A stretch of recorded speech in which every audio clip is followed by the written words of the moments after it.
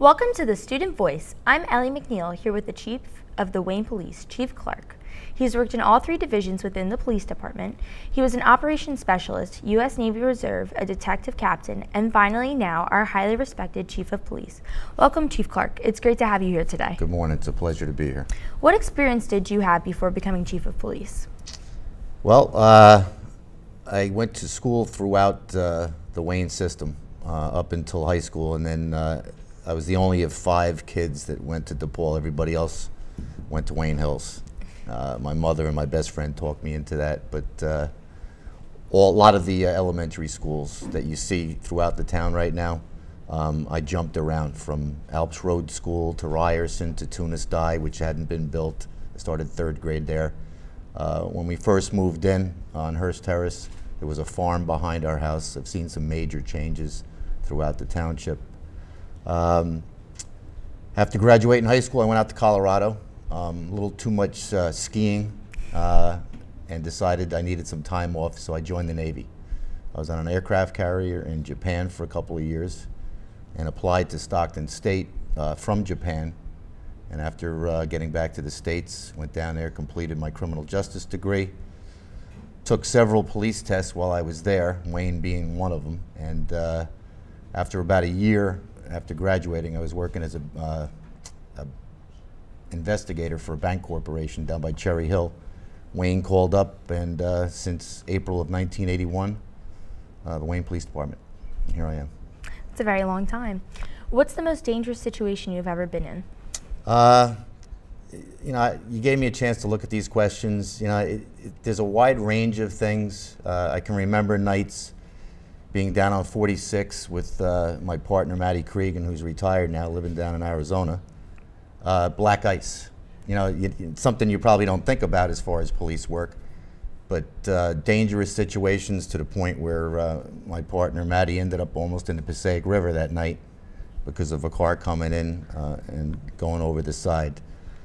Working investigations with the prosecutor's office, doing search warrants. There was a house up in Rochelle Park we hit. I was hitting the door with a sledgehammer. My partner, Danny Pfeiffer, who's with the prosecutor's office, I could hear him racking a shotgun behind me. We ended up going through the door. There was an individual in there that we found out was actually being searched for by Interpol. There was a loaded handgun on the couch where they were. There was a struggle. So, you know, a wide variety of things. 3 o'clock in the morning being at the 7-Eleven up by William Patterson and pulling into a parking lot, and just that 6th sense where you know something's wrong. There was an individual sitting in the back seat, in the passenger seat. The driver was not there. I was going in to get a cup of coffee.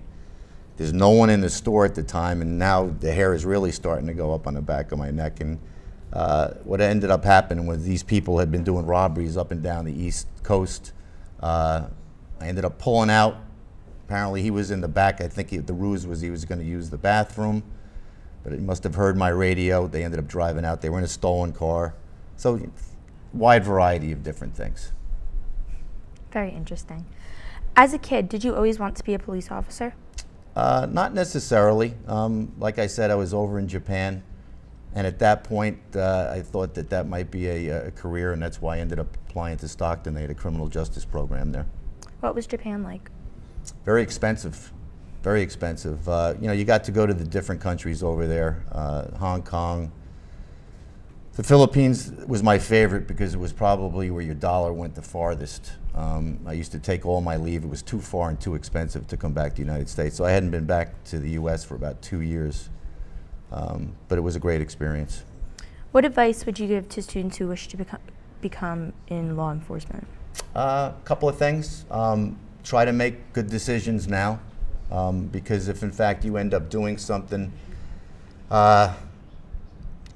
even if it's a marijuana type thing where now you're going to end up going for a job where there's going to be a polygraph and maybe even, let's say, an internship with some type of federal agency,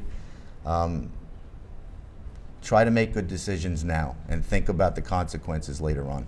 When we come back, Anthony will be diving into what it's like to operate an entire department, and he'll also be exploring the personal side of the chief. Don't go anywhere, we'll be right back. Hey all you football fans, here's a trivia question for you. What does the G on the Green Bay Packers helmet stand for? Is it A, Green Bay, B, greatness, C, garbage, or D, goats? If you guessed B, greatness, you're correct. Welcome back to the Student Voice. I'm Anthony DeGennaro, and it's a pleasure to be here with Chief James Clarke of the Wayne Police. It's very nice to have you here, Chief. Glad to be here. So, what's it like leading an entire police department, and what responsibilities do you have when deciding what to do with it? Well, your main responsibility is for the efficiency and the economic run of that department.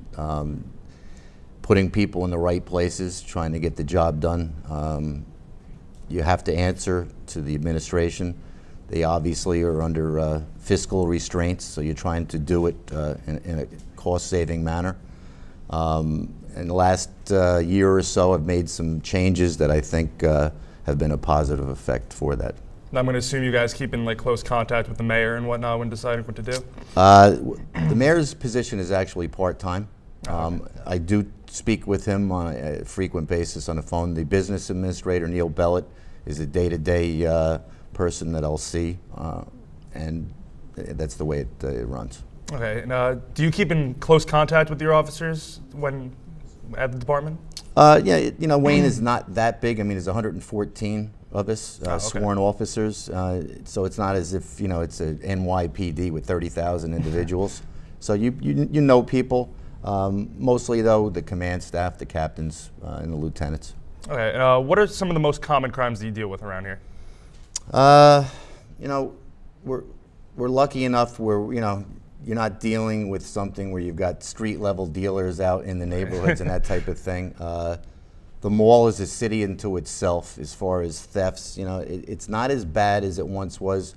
I was an undercover detective back in the 80s, and we used to get killed with stolen cars and professional boosters coming in with the shopliftings. That has curtailed tremendously. I've got some narcotics guys that are out there. We're trying to make it where it's very uncomfortable for people, particularly with those that are running through Wayne, maybe purchasing heroin elsewhere. Mm-hmm. And those guys have been very active. I got some detectives that are on top of jewelry sales, which is an easy way to figure out who may actually be doing some type of thefts, burglaries, that type of thing. And that comes in spurts, and doing the tracking through that. So we're busy, but we're not experiencing violent crimes as if some other inner cities. I gotta say that's quite a relief. So with all these crimes, how do you keep yourself ready and focused for the job? Personally? Personally, yeah. Try to stay in shape. I'm a lacrosse referee, football as well, so I try to stay active, hit the gym, and as far as just staying on top of whatever trends may be out there in the way of law enforcement. Okay. So the SRO system is obviously a very big part of our school and safety and whatnot. What are your opinions on the SRO program and the youth of Wayne as a whole? I think Wayne's a great township. I think they offer a lot for the youth. I think one of the biggest things is keeping kids busy, right? Keeping them out of trouble. So whether it's you're in a band, playing sports, whatever it is, and parents need to stay on top of the kids and not giving them total free rein. Know what they're doing, know who they're hanging out with. As far as the SROs go, I think it's great that they have interaction, so you're not just knowing police officers from, oh, he pulled me over last night, right? That type of thing, where you get to actually have some one-on-one interaction. And I think you got a couple of great detectives that are involved, whether it's here or at Valley. Yeah, I'd definitely say that Detective Dubois is a very well-respected man here. All right, well, thank you for stopping by, Chief. It was a pleasure. Pleasure meeting you. Thank you. All right, so up next, Brittany Krugel will tackle the process of being chosen chief and the politics behind such an inspirational figure. Oh, hey, I didn't see you there. If you would answer this question at random, what are the chances that it'll be correct? A, 25%, B, 50%, C, 25%, or D, 60%? The correct answer is there is no correct answer. If you think you're right, you're wrong. Welcome back to the Student Voice. I'm Brittany Krugel, and once again, I'm here with Chief James Clarke of the Wayne Police Department. So, when did you get appointed to this position? Well, I was acting now for almost a year, but January 1st is when I was sworn in to the chief's position. The former chief had time on the job still coming to him, vacation, holiday time, so that continued as soon as he was off the books. January 1st was day one. So why is your position important? Well, the safety of the township obviously is an important thing, and that's what your main responsibility is, to make sure that everyone that lives here, comes through for business, can conduct business and live in a safe manner. Who works under you being the chief of police? Who reports to you? Well, the three main individuals are the captains who run those three different divisions. The patrol captain, who's in charge of the patrol officers that you see out there in the marked cars, and the traffic bureau, which does the enforcement of motor vehicle laws on the most part. There's an operations captain who's in charge of communications and records, and the investigative division captain who's in charge of the detectives. So how do you get yourself out there in the community and connect with the residents of Wayne? As I told one of your classmates, I'm involved in the sports end of it. I've been a trustee down at the PAL. Just the other night, the lacrosse coaches, the volunteer coaches, were down at the PAL. I stopped down there with an individual by the name of Scott McKay, who's involved with the PAL. As a referee, a lacrosse referee, we spoke to the coaches as far as the new rules and what focuses are. So, as far as that type of interaction, and over the years, all three of my kids were involved, whether it be traveling, basketball, the football, lacrosse, and you got to interact through the people, through the family, actually. So what inspired you to want to become like the captain or the chief at all, or work in the police force? Well, when you first come on, you're a patrolman, and the last thing that you're thinking about is actually becoming the chief of police. There's over 100 individuals, very talented and smart people in the Wayne Police Department. It's a highly selective process to get on the job in Wayne. And as time went on, you had to be in the right place at the right time. I think I worked hard to get to where I am right now. But from patrol to being a detective, and then you take tests, and they're very competitive tests. Sergeant, lieutenant, captain, and then once you're at the captain level, there's an interview process, and you're selected by the mayor and the business administrator. Up next, Matt Ferrara will be speaking to Chief Clarke about the heavy responsibilities of being chief of police of such a big town like Wayne itself, and we'll get some insight on the chief's field experiences as well. Hey all you patriots, what year was the original American flag adopted? Was it A, 1777, B, 1805, C, 1778, or D, 1943? If you guessed A, 1777, then you would be correct. Welcome back to the Student Voice. I'm Junior Matthew Ferrara, and we're back here with Chief Clarke. Now, Chief, I'm going to be asking you a question about the normal town cops. What is your interaction with them? What differs you from them in your job?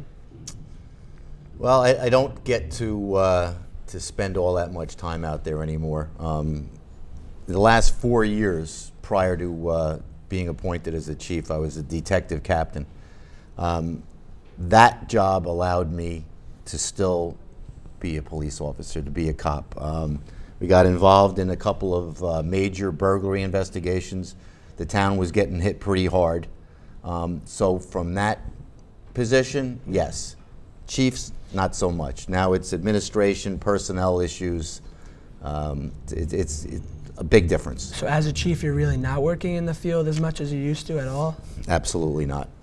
Do you not enjoy that as much? Absolutely. Now, I was going to ask you, what is you, the chief of police, what is your relationship like with the county sheriff? How do you deal with him? What is your interaction like? Well, I'll give you a good example. The police department right now is possibly being replaced physically to the point where they're going to tear it down, put a bit of an addition on it, and rebuild. There's going to be a period of time where we need to get off a location for this construction. We just recently met with the sheriff, who probably will afford us the ability to hold prisoners and book them at that location, which is very big because it might be able to expedite what we're doing with the building. So the relationship is very good. There's a big cooperative effort between us. Absolutely, yeah. That's excellent. So here's another question I have for you. I know the academy process and the training process is a very challenging process. In general, you have to be very physically fit. I don't think I'd be able to do it. They'll get you in shape. But what was that like for you? Was that a hard part of your life, or were you up for it? Well, when I went, we used to go down to the State Police Academy in Seagirt, and you actually had to live there. So you would go down Monday morning to Seagirt, and you would be there till Friday night, and then spend 2 days as a normal human being, Saturday and Sunday, and then Sunday night, all is on your mind is, I have to go back tomorrow. You probably didn't even sleep that well Sunday night going into Monday morning. Horrible. And the guys from Wayne had a particularly nice experience because there was a trooper by the name of Joe Canatella, a Wayne resident who took special interest in the guys that were from Wayne. His nickname, Dr. Death, was well deserved. So and how does that differ from today's police academy? Is it less harsh, or like? It's actually longer now. Is it? But we don't send people down to Seagirt. They do get to go home at night. They do. That's definitely a but perk. there's a lot of emergency medical type training that goes on. Although we did have it down there, but not to the extent. Domestic violence right now is a huge issue. There's a lot of training involved with that, as well as once you get on the job, a lot of time devoted to it. Awesome. Now, Chief, for our closing question, Ellie had mentioned before that you get into a lot of dangerous situations as a police officer. I heard you mention that you were an undercover detective in the 80s. Did you have any like Miami Vice crazy situations that you'll never forget, maybe even humorous? You know, the one that I did say, that one job with the prosecutor's office, I would say that was probably the biggest job that I was involved with, and going through that door certainly stays on my mind. But as far as a humorous story, I think that would probably come more from uniform patrol. Going back into the 80s, it was the heyday of cocaine, and it afforded people not only to party with that particular drug, but then the alcohol was able to continue longer. Yeah. We had a roadblock. They were actually moving a house down in Mountain View, and then we had it blocked the service road coming off of 23, and an individual blew right through the cones. Drove right through? Drove right through the cones. So I stop him, and at this point I'm like, you know what, you're going to come back and you're going to help me set those cones back up. So I had him try to back his car up a couple of times, and he backs into the curb, and I'm thinking, now hey, there might be a problem here. So I have him step out of the car. As he's stepping out of the car, there's a lifesaver under his nose, and he basically can't get out of the car. And there's a house now in the middle of the road. There's all kinds of Verizon or Beltel at the time and public service vehicles with the lights going. The house is in the middle of the road, and the individual looked down the road and asked me if a plane had crashed. And I was like, no. And the next question was, oh, I got it figured out now. This is one of those DWI roadblocks that I just drove through. And it was no, and he was probably about 3 times over the blood alcohol limit. He was out there. So maybe a little humor, not so funny for him. Yeah, well, there's a lot of stupid criminals. Thank you so much for coming in. Nice meeting you. That's all the time we have for today. On behalf of the Student Voice, thank you for watching, and we'll see you next time. Very nice.